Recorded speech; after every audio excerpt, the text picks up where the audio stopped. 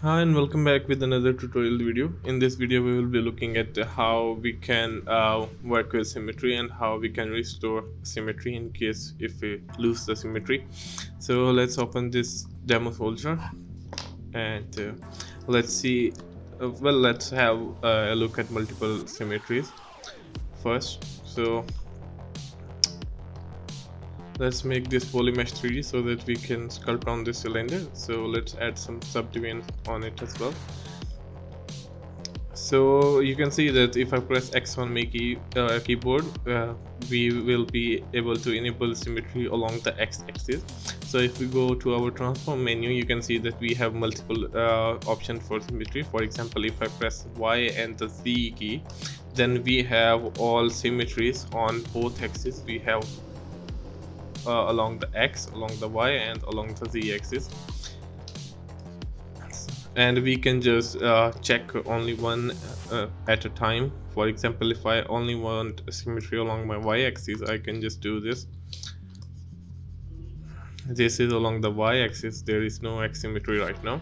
And if we want a symmetry along the z-axis, for example, like this way, so we can just click on this z and uncheck the y, and you can see that I am able to work with symmetry along the z-axis. We can also just enable all the three symmetries and work on the character like this. We have x, y, and we have z here as well. So you can see that right now I'm using symmetry along all axes, which is handy in some cases, and in some cases it's not. So let me just let me dynamesh it up, and because I will be using radial symmetry on it, so if I go to my transform menu and click on this R button, you can see that my number of points have just multiplied. Right now it will be it is really messy because you won't know what's going on here. So let's go to my polysteric Z tool and append a plane, Z plane, where it is, yeah, plane 3D. Let's delete this steric subtool, and yeah, so we have this plane. If I subdivide it a couple of times, and you can see that I am adding subdivisions to it and my polygon is increasing. So right now it's 263,000 polygon, and if I activate symmetry on it and click on this radial button along the x-axis, so you can see that it's along the x-axis and it's going this way, which is which I really don't want right now, because I want the symmetry to be like this. So I will be go to transform menu and click on the Z axis, and you can see that I'm using radial symmetry right now, which is super handy in some cases, because when you're working on circular objects and you want to work on multiple things, so this is very handy. There is also one more thing that I want to talk to you about, which is the radial count. Right now you can see that we have 8 dots here. So if I want more dots, I can just increase my radial count, and you can see that the number of dots I have is increasing, and which is very handy. So you can see that if I am sculpting on something that has a circular or some other type of stuff, like where there are circular patterns going around on my model, I will be using radial symmetry on it, because it is really handy for sculpting something, some circular patterns or other things, because you can see that I am very easily able to sketch out the layers of the patterns. So I'm restoring this thing out, and we will be making alphas for this pattern in the alpha section. So right now I'm just tweaking it up a bit and making sure that it works correctly with the harmony with the rest of the character, with the rest of this pattern.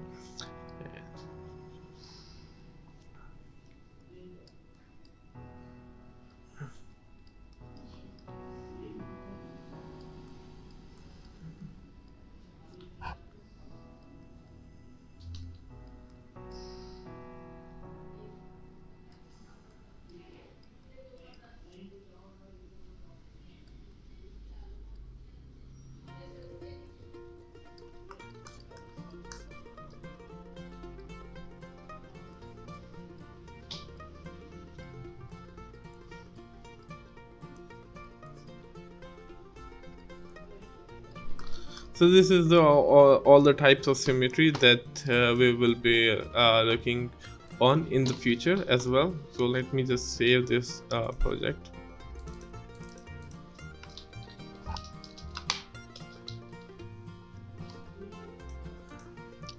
Because we will be using this example to create some alphas in the future, and we will be tiling those alphas. So I just wanted to save it. So let's look at symmetry and how we can restore symmetry if we mess it up somehow. So let's append this soldier here, and let's delete the polysteric mesh. So for example, I just somehow turned my symmetry off and sculpted on some part of it, and right now it's asymmetrical. So if I turn my symmetry back on and sculpt, you can see that it's not symmetrical anymore, and it's not the brush is not working correctly. So I can undo and go back to my original mesh, but because I have sculpted some additional details and I don't want to lose that, and I want to restore my symmetry. So what I can do is I can just mask on one side. I can turn off my symmetry, mask on one side, and go to my lowest subdivision first, go to my deformation tab and click on this smart resim button, and there is small X you can see which is checked on right now. So I want to restore symmetry along the x-axis. I can just click on smart resim, and you can see that it reset the symmetry. I can move up the subdivision level and click on smart resim again, move up the subdivision level and click on smart resim again, and now it's totally symmetrical. So smart resim is very important when you are working on subdivision levels. We will also look at how we can restore meshes, restore symmetry on the Dynamesh objects, but for now let's look at how we can restore symmetry on subdivision levels. So we restored the symmetry somehow, and let's see, for example, if my character, I have accidentally moved my character like this, and you can see that my other symmetrical dot is on the other side, which I don't want right now, and I cannot work on symmetry because I moved my object away from the center position. So if I want it to stay here and I want to use the symmetry as well, what I can do is click on this L symmetry button here, local symmetry, and right now I can use my symmetry without moving my object to the center of the grid as well. So local symmetry is really handy because previously it's not symmetrical as well. You can see the other dot is on the other side of the character, which I don't want right now. And if I click on this local symmetry button, I can work with symmetry as well. So there is one more thing that I want to cover, which is the posable symmetry. For example, if let's turn off my symmetry, mask this poly group, and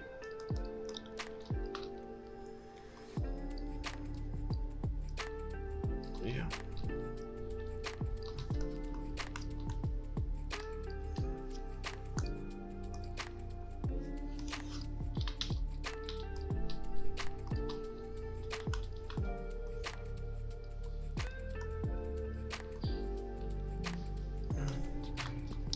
so right now, as you can see, my character is posed, and I want this to be work in a symmetrical fashion. So what I can do is, in this case, the topology should be symmetrical on both sides. Even if the character is not symmetrical, the topology should be symmetrical for it to work.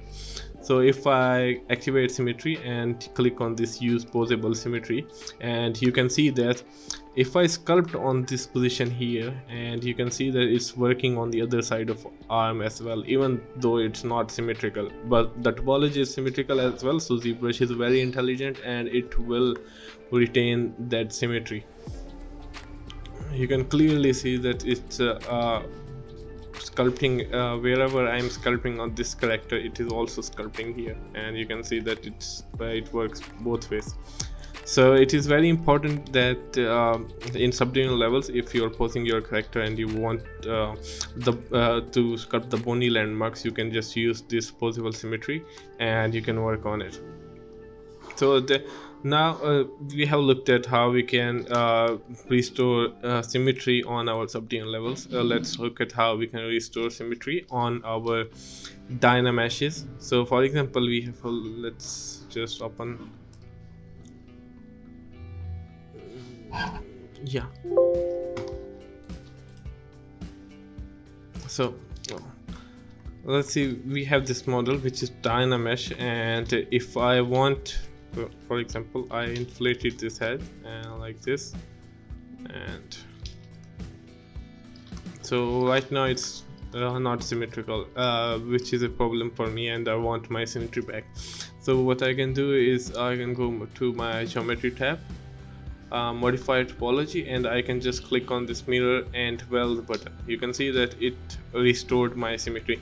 Mirror and weld is a bit different from the smart resim, because you can see that it's clearly adding an edge in the middle and welding on it. So mirror and weld is for Dynamesh for restoring symmetry, and we have smart resim for the subdivision levels and other stuff.